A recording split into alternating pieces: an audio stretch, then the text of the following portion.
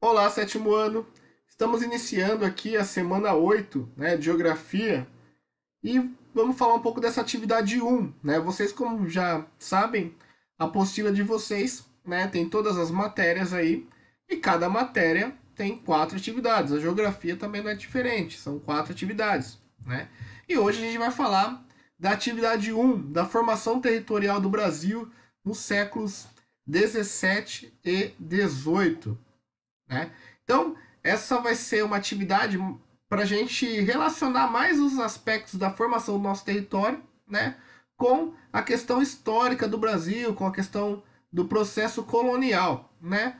Então, antes de falar um pouco do texto, né, e o que esse texto vai tratar? Ele vai tratar justamente de como o Brasil se formou, de como o nosso território ele foi ganhando corpo no decorrer da história, né?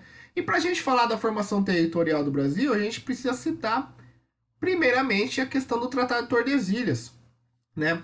O Tratado de Tordesilhas ele foi um acordo feito pela coroa portuguesa e pela coroa espanhola, né, os dois reinos, para dividir as terras recém-descobertas, né, as terras que eles já tinham contato aqui no continente americano, né? E como foi esse acordo, né?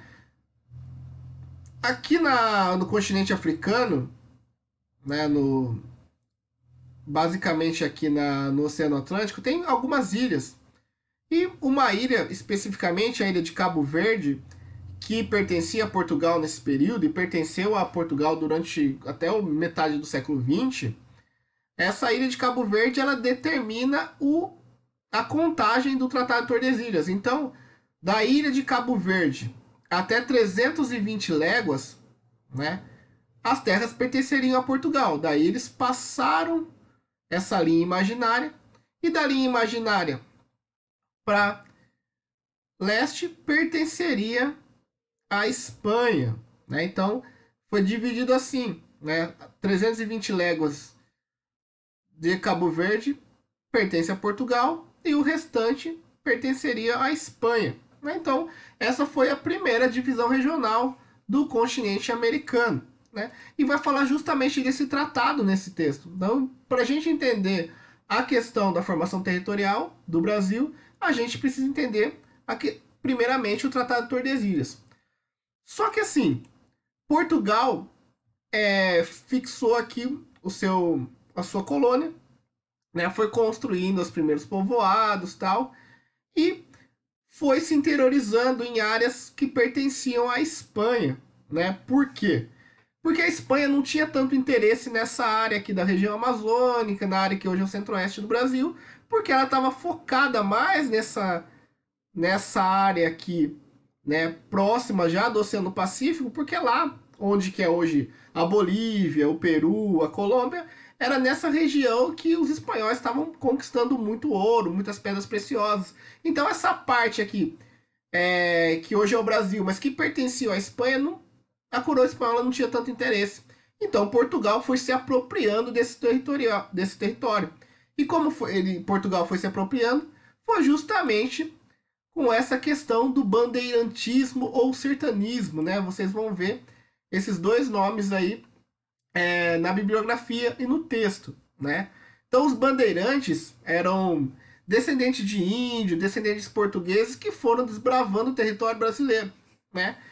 Só que a história também tem suas contradições, né? Os bandeirantes eram extremamente violentos, né? Eles praticamente dizimaram várias tribos indígenas que eram nativas do Brasil para dominar esse território, né? Então, esse texto de formação territorial do Brasil ele vai tratar basicamente do início, né, da formação do Tratado de Tordesilhas e vai focar nos séculos 17 e 18, né, na questão do bandeirantismo e do sertanismo, né? O sertanismo ele vai ter 3 características principais: o apresador, o minerador e o de contrato, né? Que é justamente o que vocês vão ter que explicar na questão 1.